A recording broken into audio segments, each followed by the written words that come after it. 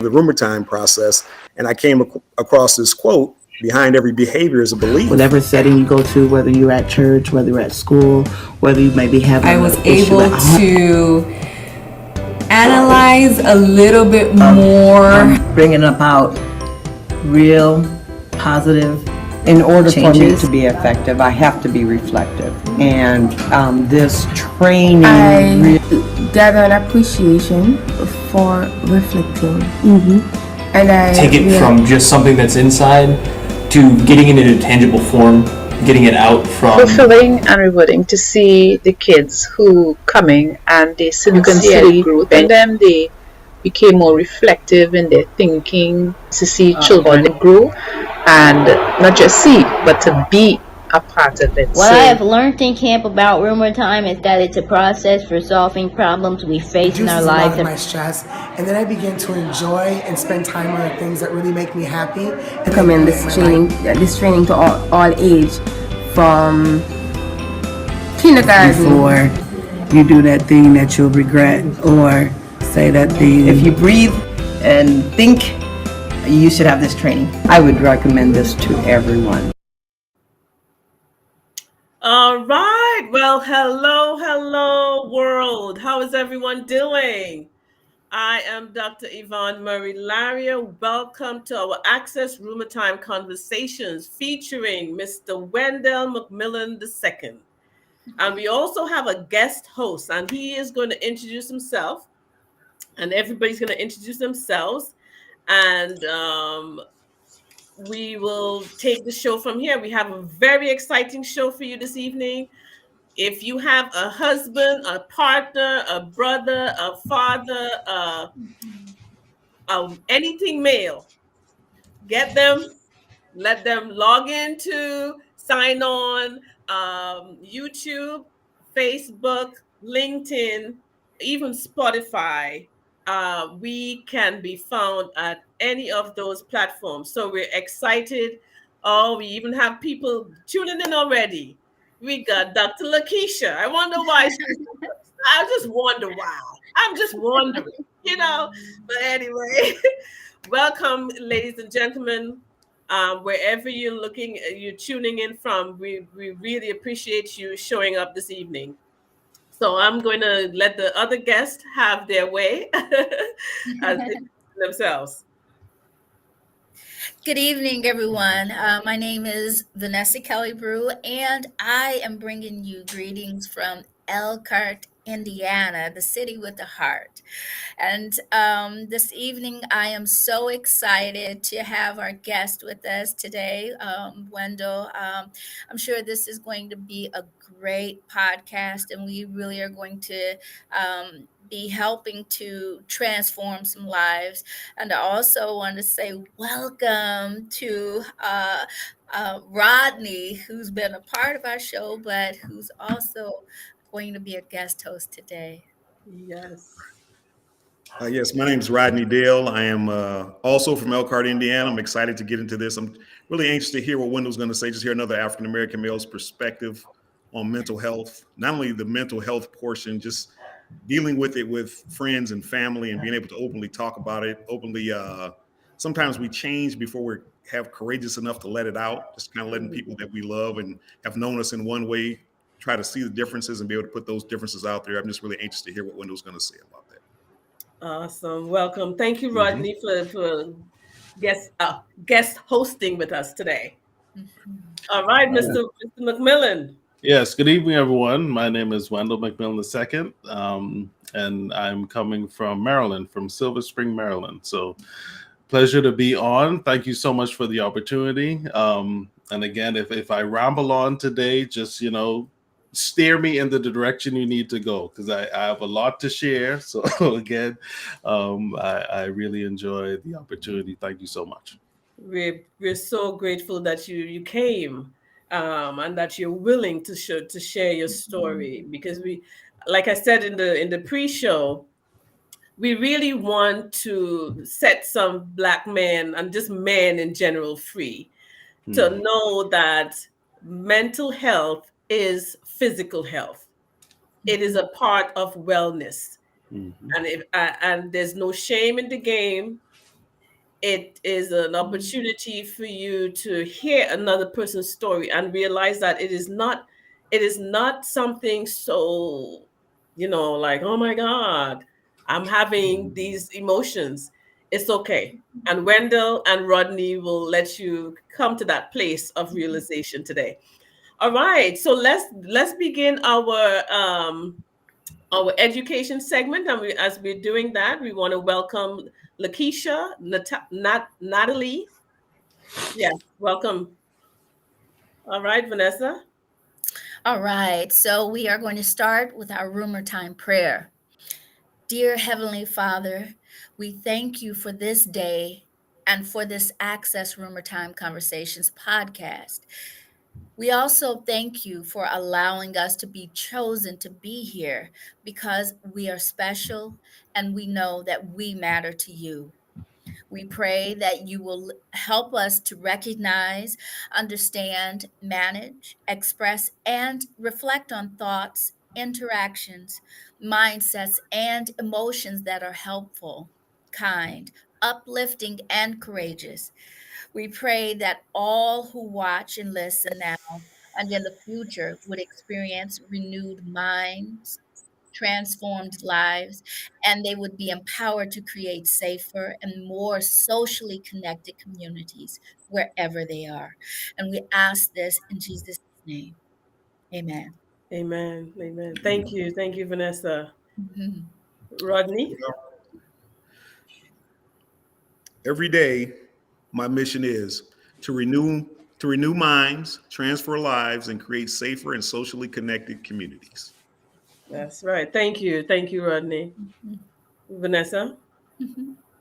And we do that through a process of relationship cultivation strategies.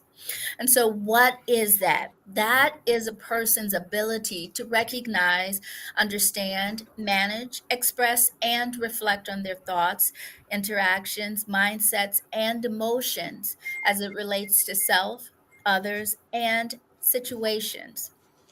Effectively utilizing these competencies engages, educates, equips, and empowers individuals of all ages, stages, and locations to successfully navigate daily activities such as loving, learning, earning, relationship building, problem solving, and adapting to the demands of growth and development. Awesome. All right. And so the rumor time process, which is a part of our name, the Access Rumor Time Conversations, the rumor time process, what is it? It is a 5-step, culturally responsive neurocycle problem solving strategy that is used to engage, educate, equip, and empower individuals so they can move from a position of inter and intrapersonal imbalance to inter and intrapersonal balance, and from unconscious or subconscious living to conscious living. And so what we do with the rumor time process is that you move through this process. You're recognizing, understanding, managing, expressing, and reflecting on your time, which is your thoughts, your interactions, your mindsets, and your emotions that you have regarding any story in your life, whether it's a happy story, a sad story, a shameful story, angry story. It doesn't matter. You can use this rumor time process to help yourself navigate through this successfully so you can come up onto the other side of conscious living and balance in a way that is productive for you to help you become the best person you can become. So that's the rumor time process. And then we have at GC Squad, we've developed over the years our definition or manifesto or blueprint, whichever you want to call, what we see, how we see mental health. And so we view mental health from a social, ecological, cognitive, behavioral, and emotional perspective. We believe that in order to achieve triadic balance, which is body, mind, and spirit, you must intentionally and consciously integrate the roots such as relational capacity building skills, and the conditions and resources at the home level, school, work, and community in order for healthy growth and development to occur. We also interpret many symptoms and behaviors, feelings, labels, and diagnoses.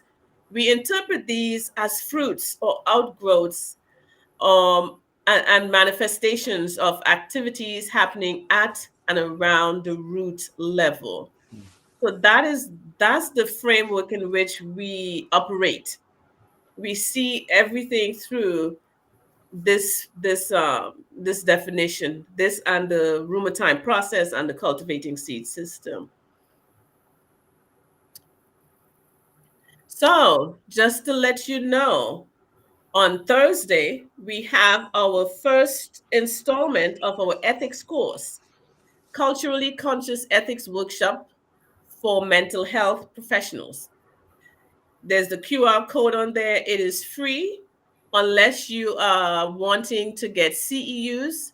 And if you do want to get CEUs, instead of it being $75 per part, the entire 6 hours of workshop, the ethics workshop, is now $80. That's a major savings. And so, especially for those of you who need licensure requirements, you need to make sure you have your 6 ethics credits in time for April 1st. GC Scored is your place to get your CEUs, your ethics CEUs, in time again for April 1st. And so the date is, the first installment is February 29th. And then the next meeting, the next workshop is March 21st. It is online via Zoom. So wherever you are across the globe, you are free to attend. If you do not need credit, if you do not need CEUs, you are able to attend this workshop for free. Imagine that. Free, no cost, just show up. All right. So we're looking forward to individuals signing up, registering February 29th, which is Thursday, from 1 to 4 p.m. Eastern Standard Time, online Zoom. We're looking forward to seeing our seats fill up. All right. Our next, and we have our coaching course coming up. The end of March is when we are opening up the course so individuals can become board certified life and relationship coaches. You are going to learn how to practice using the neurocycle RUMERTIME process in life and relationship coaching sessions. This coaching program is a cut above the rest. It has so many features that you will not find in any other coaching programs.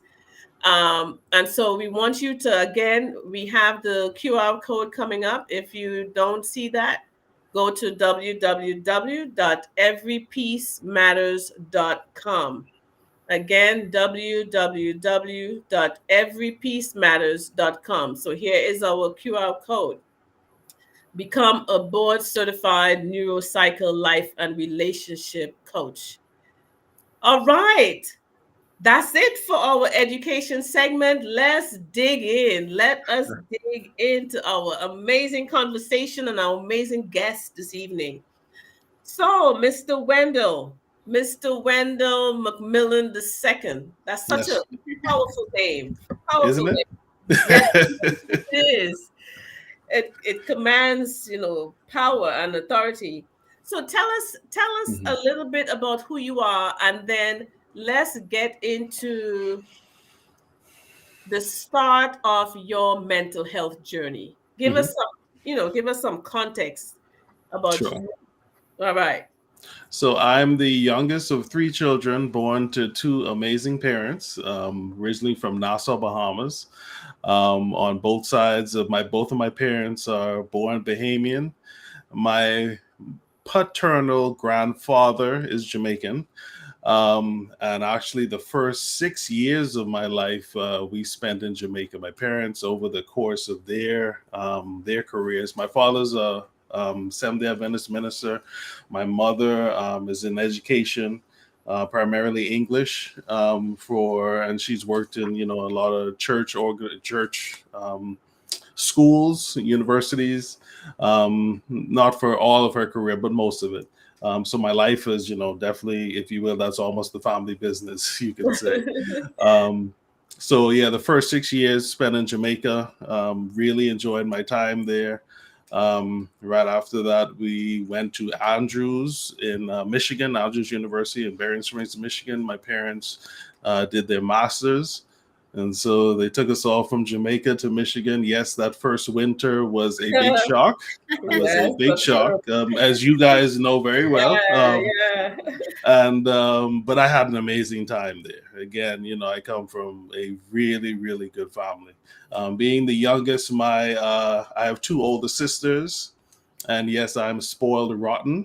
I will admit it, and it's okay. I've enjoyed it, and then I'll say whatever you want to about me. Yes, I'm spoiled, and it's the way it is.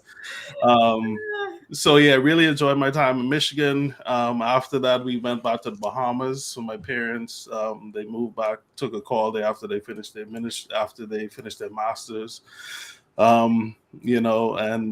That time in my life was different because really it was like I was an only child because both my sisters were in college.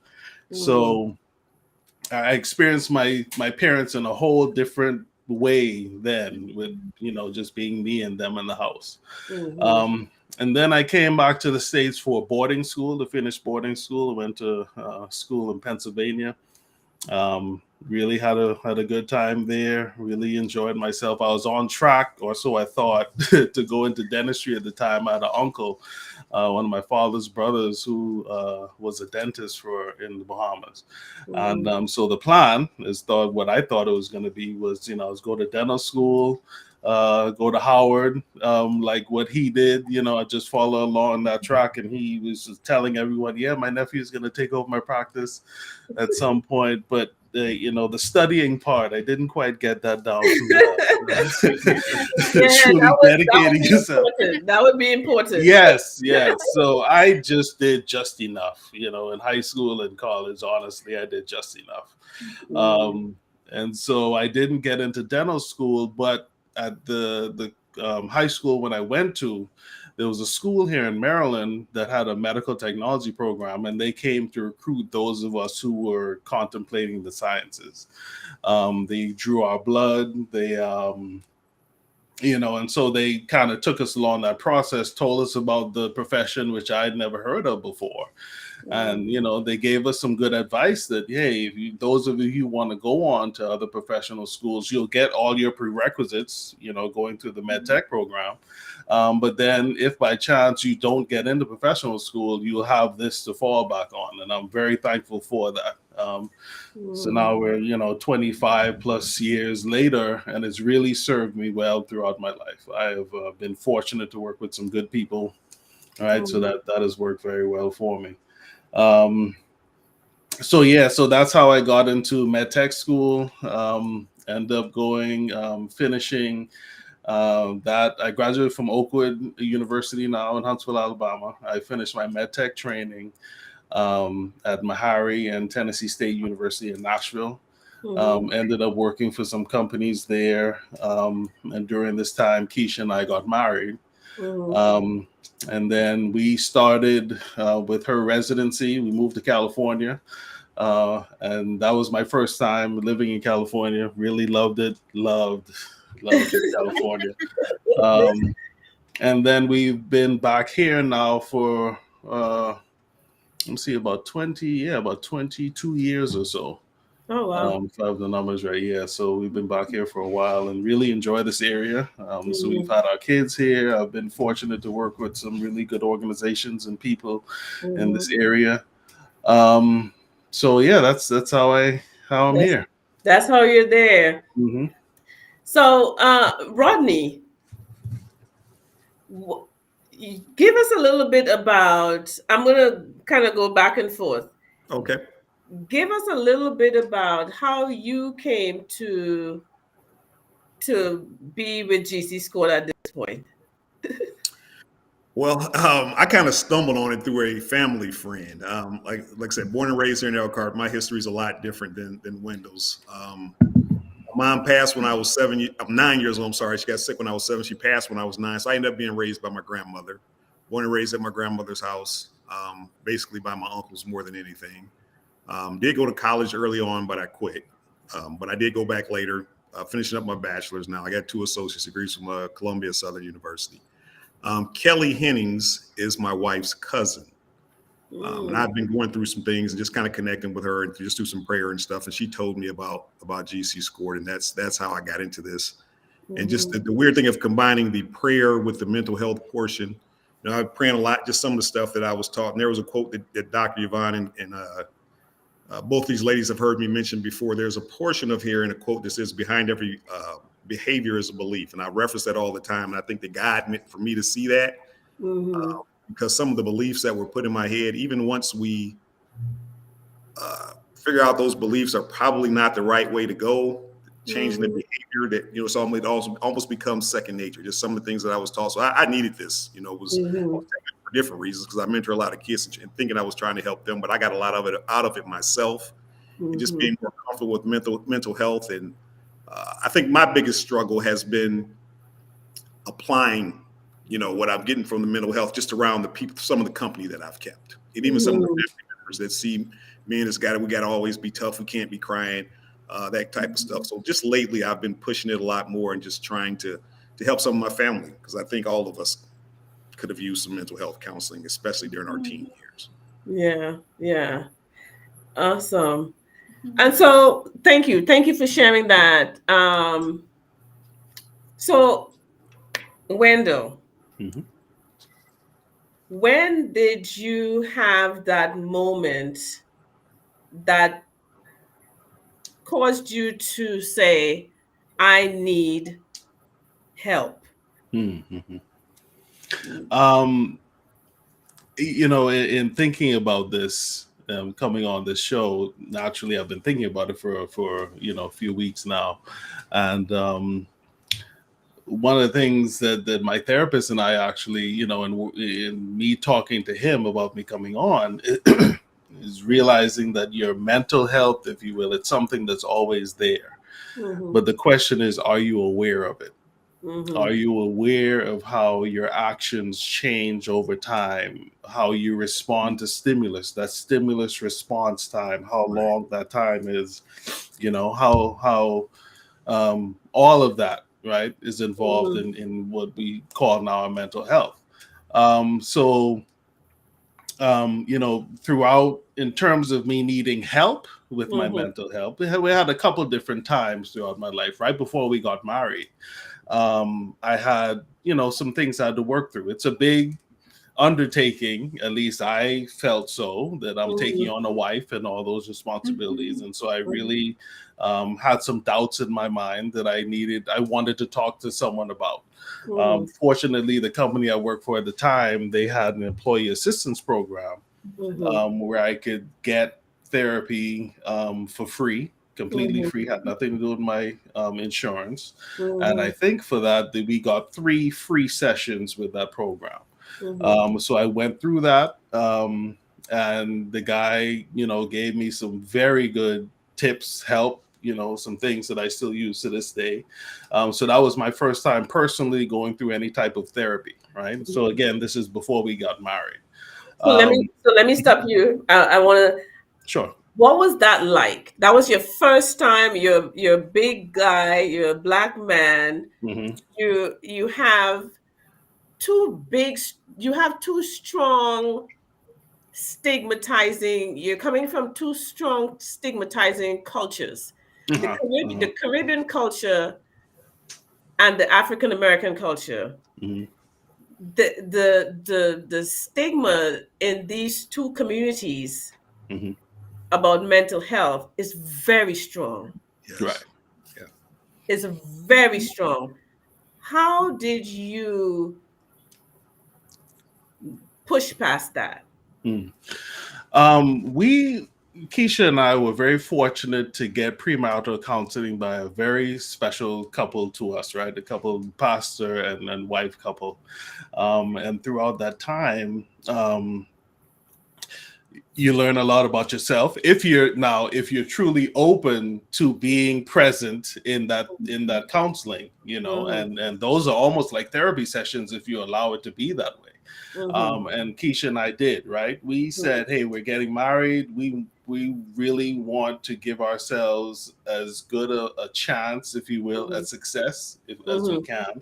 So we said we're going to go through this counseling session, through these sessions. And during that time, there's some questions that came up for me, right? In terms of myself and how I'm going to approach marriage and being a man and all of this. And if you really allow yourself to think about it, it's heavy to take on a wife, and potentially children and everything else. It's heavy stuff to deal with.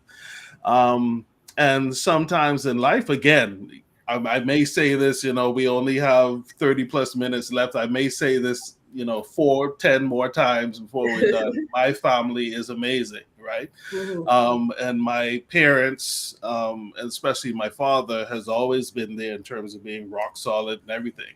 But I know that some of the things he's had to deal with over time is heavy things, right? And so for me, I wanted a good solid base of tools to deal with that going forward in our marriage. So like I said, fortunately, I was young in my career at the time, so I paid attention to all the HR stuff that came through, right? And then when I saw that we had this employee assistance program, I said, okay, let me look into this. It was a gentleman who culturally, we probably didn't have that much in common. I was living in Nashville, Tennessee at the time, right? So culturally we probably didn't, but he was very professional about our interactions, and he really helped me, gave me some good tools to deal with. So I had a positive experience with that, and then going forward for the rest of my life, I had a positive outlook on any type of therapy because of that experience. Okay. So Rodney, what would you say about that same question that I asked in terms of so Wendell had his experience. What would you say? And I know you came on as a host, but I know that's right. That's right. You okay? You can answer. You would answer whatever you feel like. Yeah. What would be your initial story of counseling and how?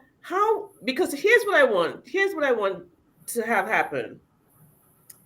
I want men to see that you can approach this counseling journey situation from many different angles, as long as you get the support that you need. So what is your angle, Rodney? My angle, I really didn't seek counseling until after I took this GC scored. Okay. Course. That's when I first started, and I've been taking it ever since. Just to let everybody know, I've been seeing a counselor ever since. As a matter of fact, I got another appointment Tuesday.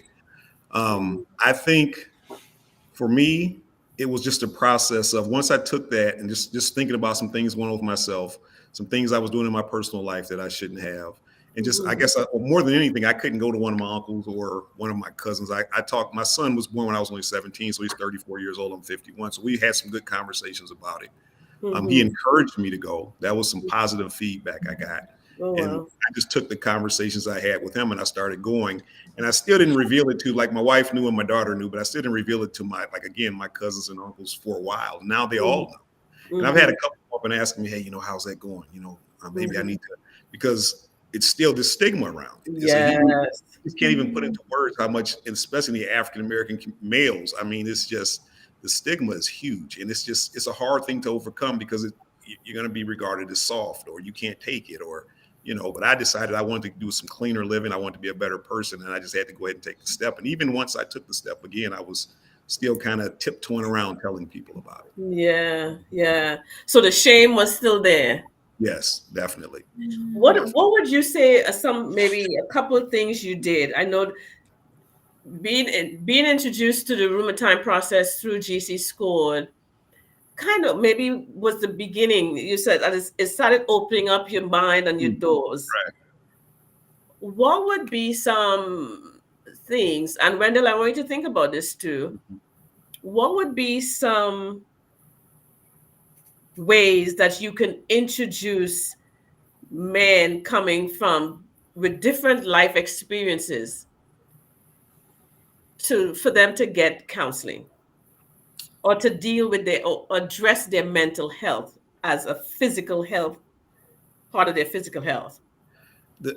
I think the biggest thing is to help them understand whatever they've been through, to not be ashamed, because shame is a huge portion of it. Shame, and not only in shame in some of the life experiences, whether that may be molestation or being beaten or whatever that shame may be, or just not feeling loved as a child.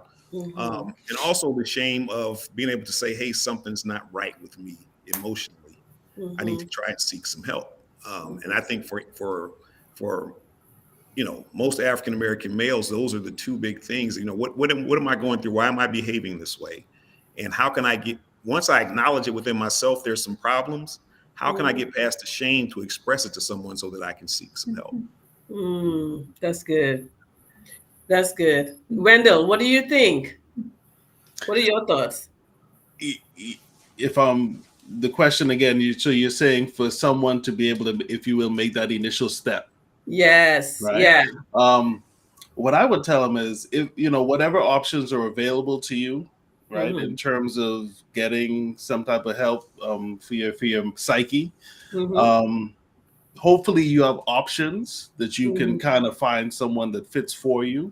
But also remember, when you're in that room one-on-one with your therapist, if you're doing one-on-one sessions, that's just between you and them. Right. And so once you say, hey, you have to first get to the place where you want to be better, right? And no one can make that decision for you. You have to say, for whatever reason, whatever you want to change, I want to get better. And then when you're in those sessions, it's just you and them. I am not going to sit here and tell you it's easy. It is not, right? One thing that I had to come through with my therapist, when you have a physical ailment, right? Let's say, again, the analogy of your foot, you have a broken foot, you need to rest that foot, right? But one thing I've learned through my 4 years now of weekly therapy sessions is that when you have a mental issue to deal with, you have to lean into it. You can't back away from it. And it's not easy. It's not easy, but you have to have that goal at the end, and just know that every day, every session gets you better, gets you closer to where you want to be. So, again, you don't have to worry about a stigma if you are just keeping it between you and your therapist. Right. And then they're going to help you get through it. That's the whole thing. But just be prepared to do the work. It's work, but it's worth it. Right. What is that for men? Because you guys find your identity through work. So when you say work, what does that mean? And I see Rodney agreeing with you strongly. What does that mean? What does that look like for a man? Because, clearly I'm a woman. Vanessa is, and we see things differently. So I want to hear, we want to hear from you. What does that mean when you say it's work? It's not easy. So yeah, I'll take it first, Rodney. So I am fortunate in that my therapist, he is a 70-plus-year-old white male. We come from completely different sides of the track, right? If you look at it on paper, we should not have that much in common, but we're both men, right?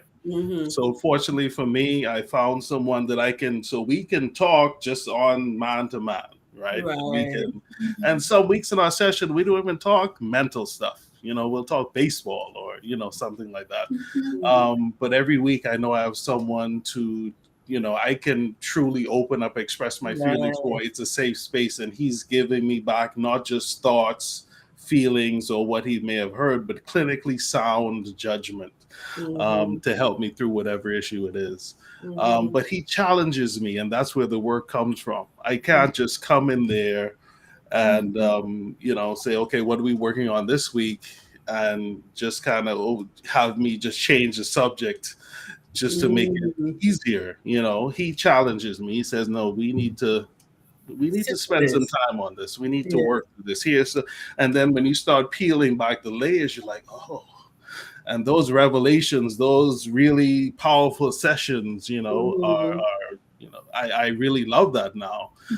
So you have no idea sometimes what you're going to end up with at the end of the hour or 45 minutes.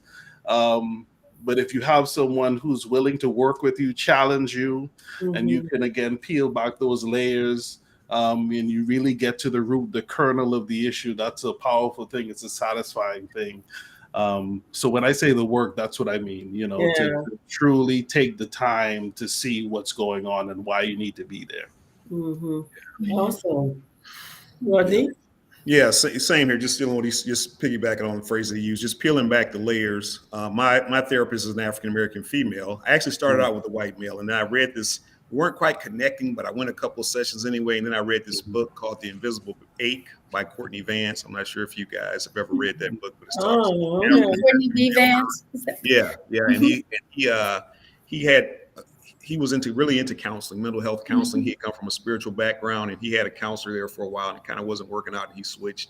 So I went ahead and switched, and I have an African-American female now, and we're approximately the same age, and just some of the way I grew up and some of that she could relate to. She just forced me, when he's talking about the work, just peeling back, being able to really look inside, be willing to look inside, go step by step from where we are now, kind of in reverse, and kind of see how I got there, be able to talk about those different things that happened and where I was and where I need to be. And for me, on top of all of that, part of the work was, even as the counseling was helping, when I went back out into the world, not really discussing the counseling, but being able to show the changes, because people expect you to be a certain way when you've been that way for what talking about women or whatever, and then you can say, hey man, I really don't want to go there. That's been a problem. You have to, as I got better, being able to show what I got better. That was really, really worked for me. That I love that too. Oh, see, this is why we need to have you guys on here. That's a really good point. Having to be able to sit with it, and as Wendell said, not avoid it, and having somebody saying, "No, we're not getting off from this topic now." Right. And then once that has happened in the session, now being able to take that out and live out a different you. Right. Amidst the expectations that people would have of you to be the old Rodney, the old Wendell. Yeah. That's powerful. I find it powerful. Right. Oh yeah. And when you talk about the old Rodney, the old Wendell, a lot of times just as a mask of what they think is you, and it's not even you, because you have to put on this mask just to live. Yeah. And so a lot of times, when what will become is the real you, when you can take off some of those masks. And that's a beautiful thing as well. Oh, that's beautiful. Taking off the mask and being the real you. You don't have to walk around with that. Nope. Right. No. And so many African-American males do. We walk around with that mask on, and we live our entire lives with that mask. A lot of us. Jeez. What does that feel like?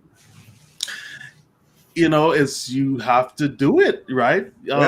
Because you have to, at work, you're expected to comport yourself a certain way, right? Depending on what your job is. So you got to live a certain way there. And we all know, we live in a dangerous society for us, right? So I know that I have to teach my son to interact with the police, with the law in a certain ways. That's a mask I have to wear. And then when you come home, depending on your upbringing, you may be, you have a mindset of how you need to act as a man. So that's a mask. And so sometimes there are a lot of men who are not themselves, who are only themselves, and who only let down their mask when they may be in the shower. That's right. You know, and Yes. you know, and that so they sometimes don't even know who they are, Right. because they have all these different masks on that they have to wear all day. Yes, that was me. It was like being an actor constantly. You know, Oh you my got it God. all day long, Got it. all day long. You know, and it's just and it's exhausting. That's why African American males die a lot of time before they're made.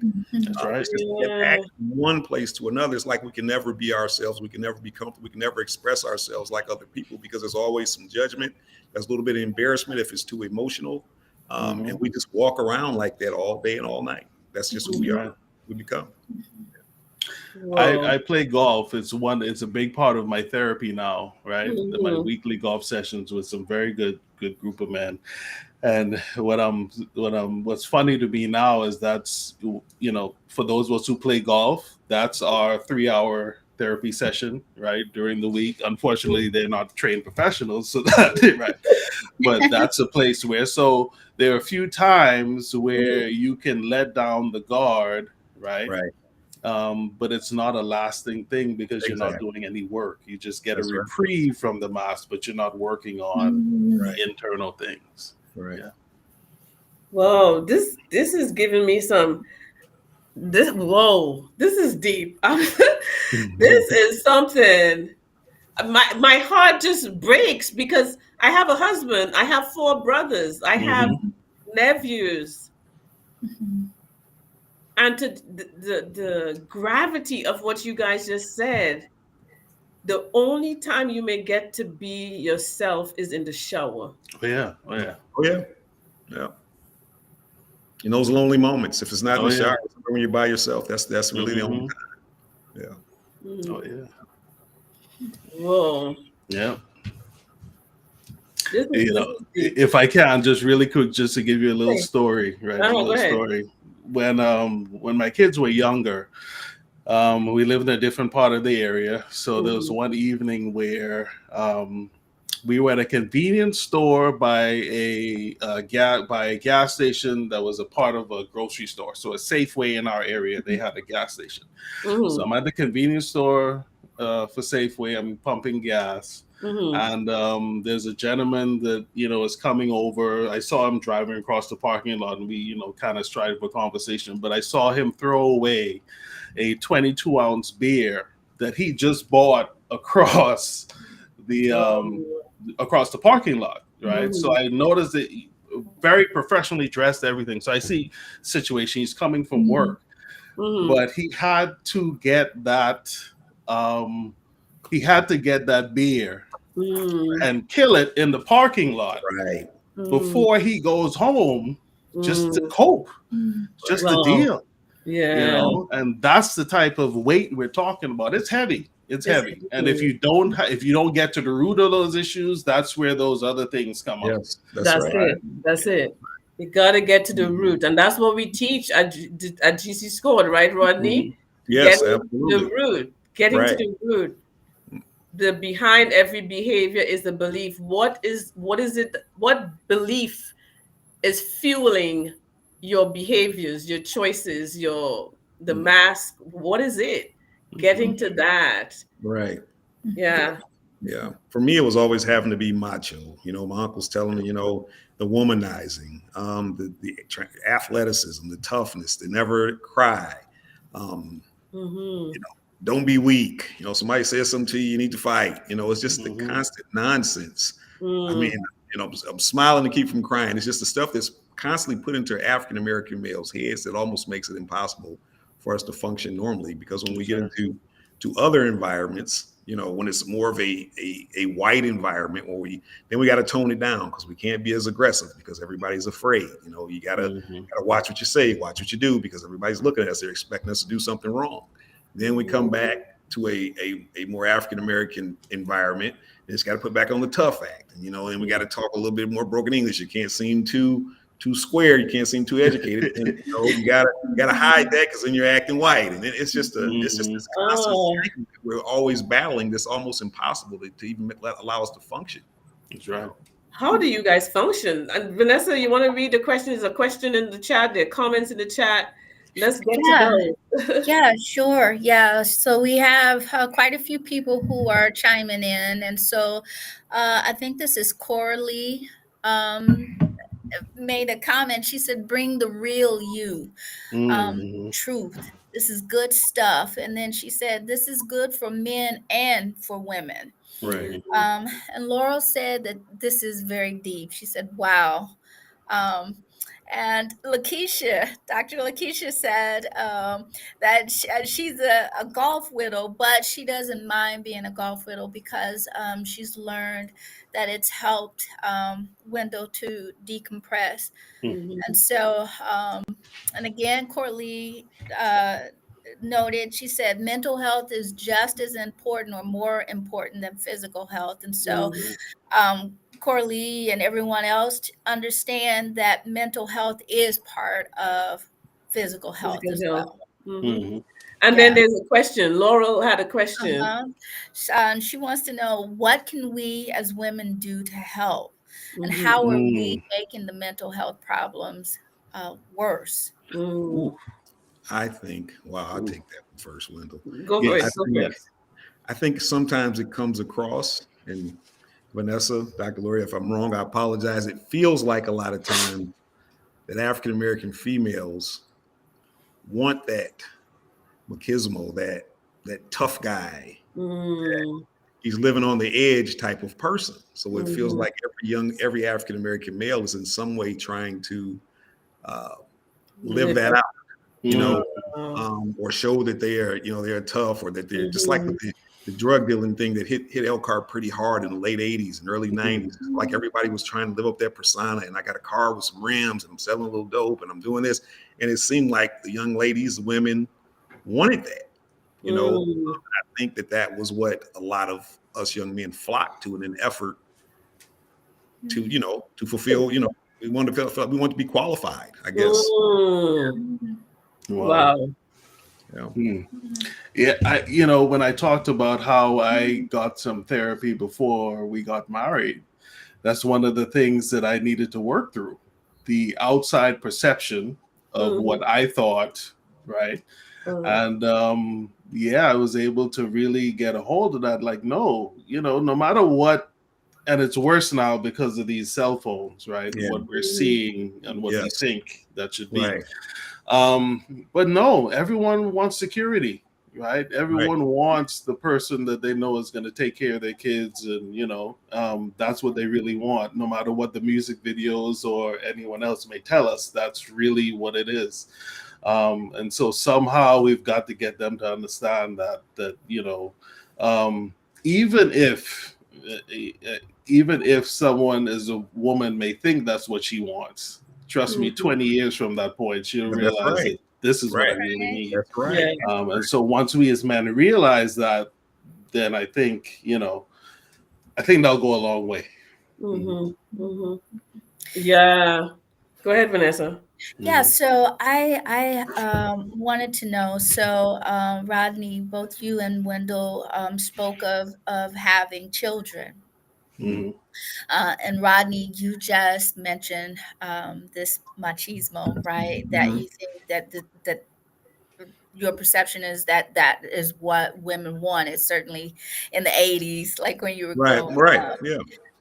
And during our pre-show, Wendell, you had talked about that Jamaican men have this, have to be very like tough and strong, and so I wanted to know from both of you, like, how important is it to you that your kids know, number one, that you are going through therapy to share your thoughts and your feelings with someone else. How important is that for you? I mean, to you, that your children know and understand that it's okay be, or to talk to someone is not being soft or being weak. Right. Yeah, extremely important, especially for my son. My daughter, females just tend to be a little bit more expressive anyway. daughter never really had problems showing her emotions, but I didn't want my son to get wrapped up in that you got to have 10 women, you got to be tough, you got to do this, you got to do that. So early on, I kind of, without taking care of myself, I was trying to make sure that he was, things were being expressed to him differently and that he was going to be a different type of person. And that worked, but just in kind of what Wendell was saying, is like, as I was setting the tone for them, or like I get an activity ready, I was still kind of separating myself as they were sitting there together and doing things together.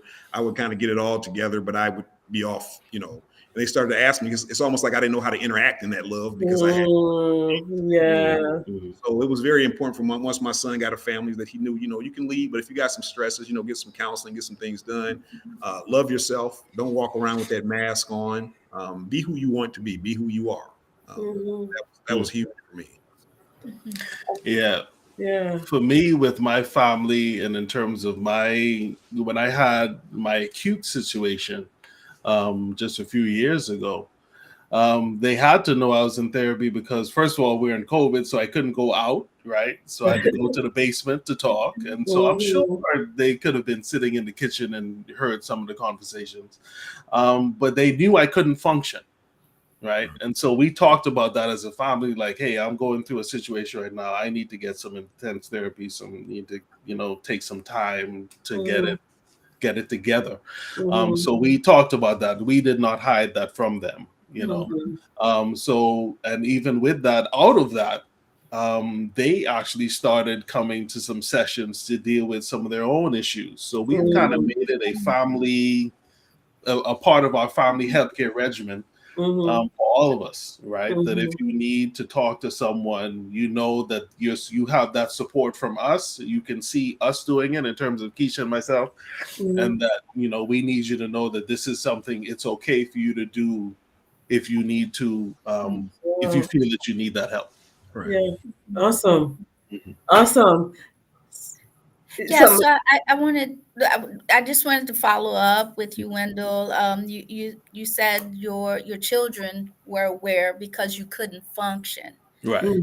And so I just wanted to know if you could share a little bit about like what that looked like. Yeah.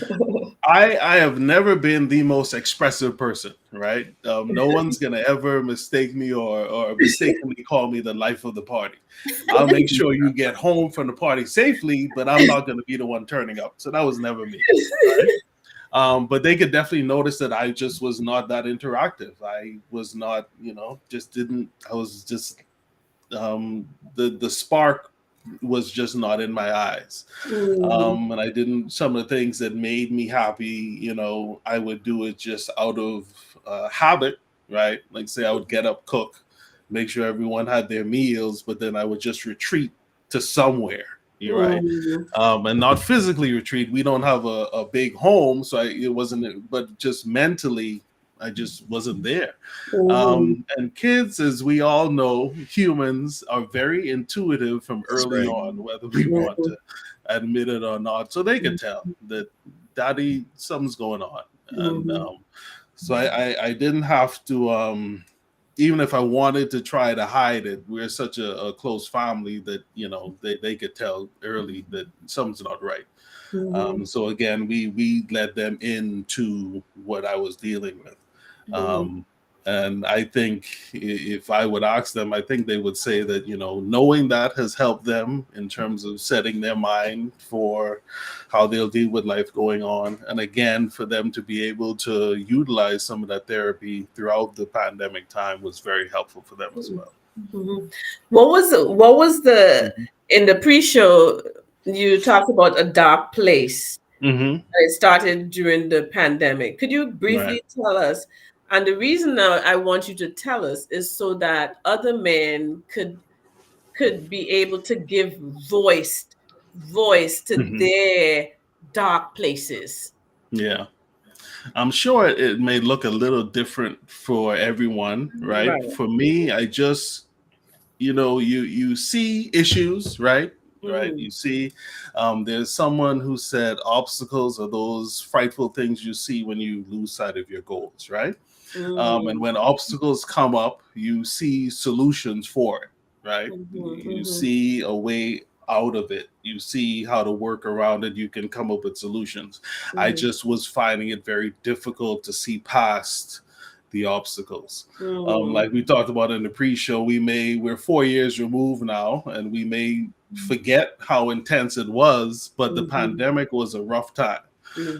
We lost some people physically, but mentally, a lot of us went to these dark places. And quite frankly, some of us have not really worked our way out of it as yet. It was a lot. And so with all that pressure, I just couldn't, it's like you're underwater,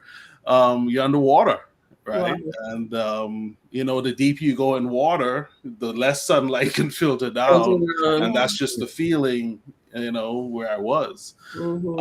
So yeah, it's just, from that stimulus to response time, dealing with issues, that in between time, you're kind of lost, you're rudderless, you're not sure how to. And so that for me is where I was. And, I was fortunate to have someone, a good team to help me through that. Yeah. Well, could you, I want to just read some things in the chat. Natalie just said, so true. It sounds like she also lost her son. Yeah. We're so sorry, Natalie. We're so sorry. She also says that it's a very informative session. Lakeisha says, it appears that these masks are a form of code switching. Yeah.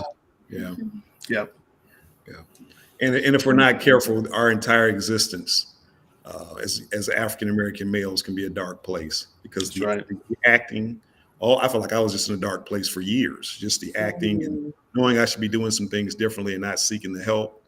Looking at friends and family that we're just like we're all in this cycle of doing the same thing and nobody being brave enough to step away from it and help and kind of lead that, because no one wanted to seem like the weak one from the bunch. Right. Or maybe I wonder even if there was some fear that if I did step away, like how would people then perceive me? Oh, absolutely. Why would I be the outcast? Right. The social, the loss of social capital. Right. Yes. Right. And not even realizing that maybe that's best. Right. And I've realized that was actually best. It was best that I step away and get outcast and move on. And maybe I don't mean it in a bad way. But just sometimes you guys just leave those people where they are. And move on and decide you want to love yourself and do better. Yes.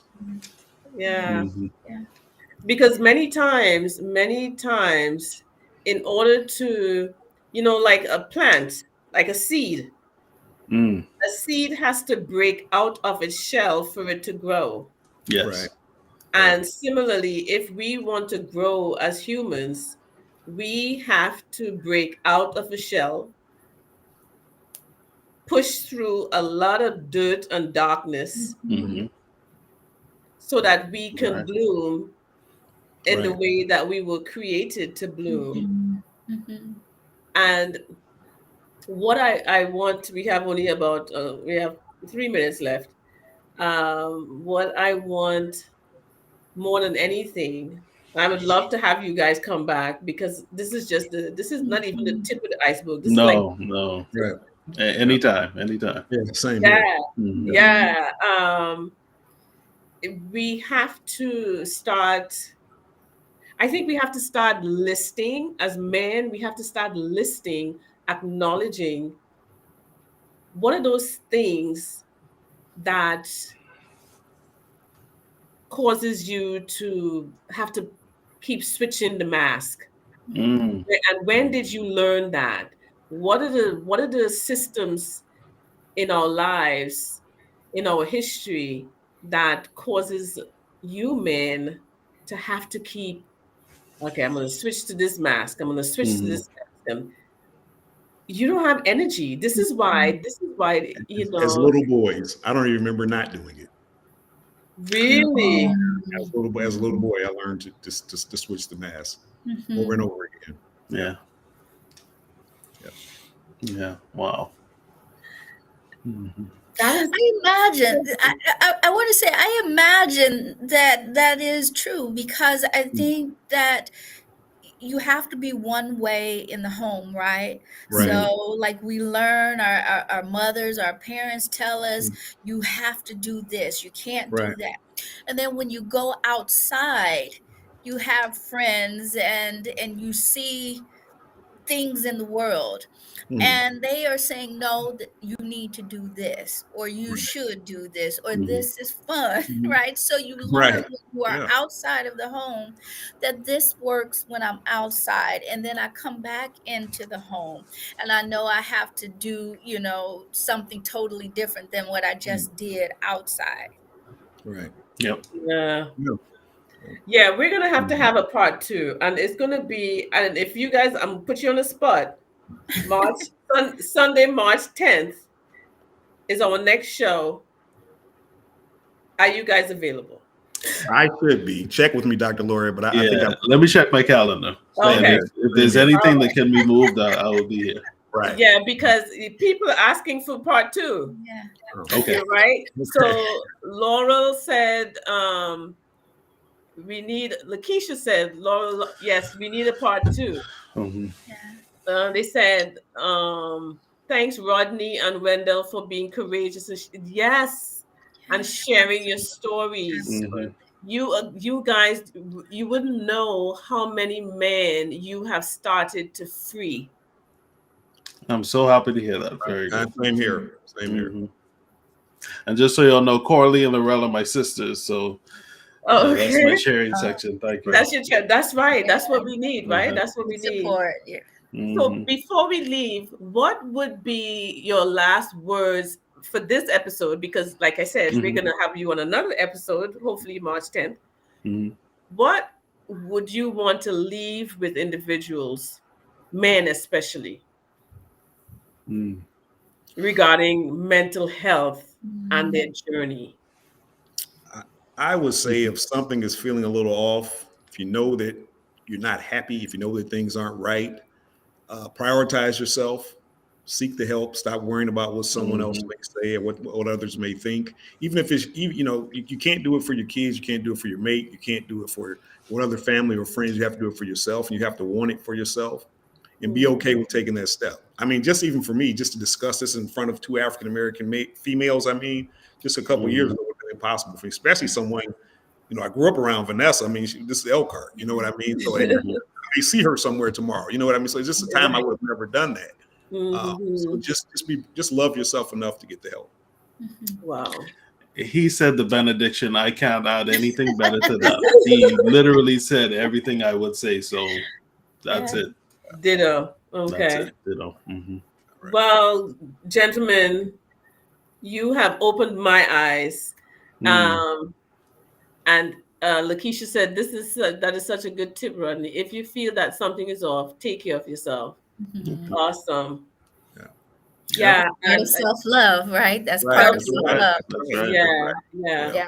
And recognizing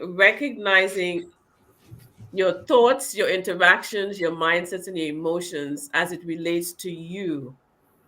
Knowing that matters. Right.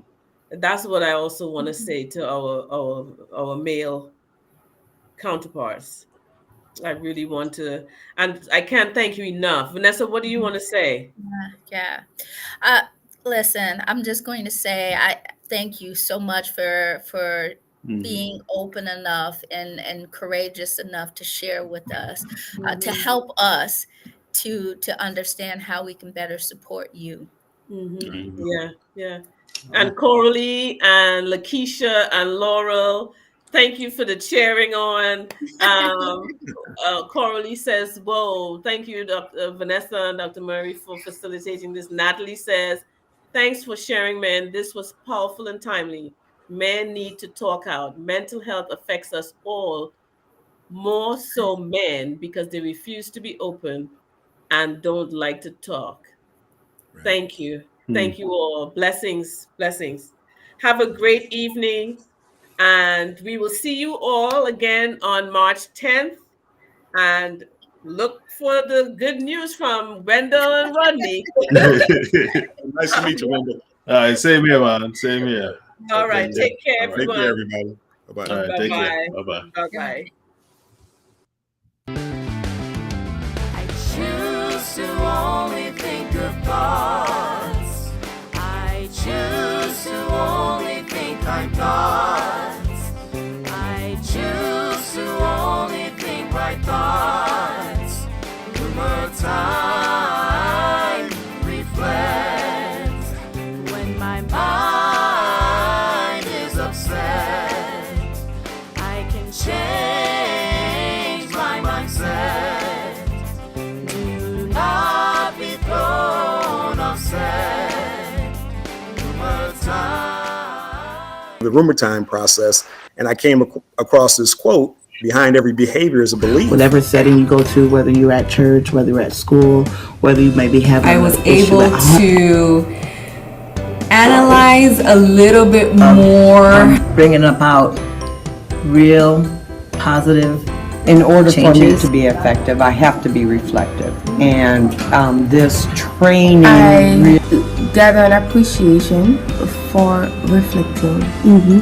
And I Take it from just something that's inside to getting it in a tangible form, getting it out from. Fulfilling and rewarding to see the kids who coming and they sincerely grew in them. They became more reflective in their thinking, to see children grow and not just see but to be a part of it. What I have learned in camp about rumor time is that it's a process for solving problems we face in our reduces a lot lives. of my stress, and then I begin to enjoy and spend time on the things that really make me happy. I recommend this training to all age, from kindergarten. Before you do that thing that you'll regret, or say that thing. If you breathe and think, you should have this training. I would recommend this to everyone.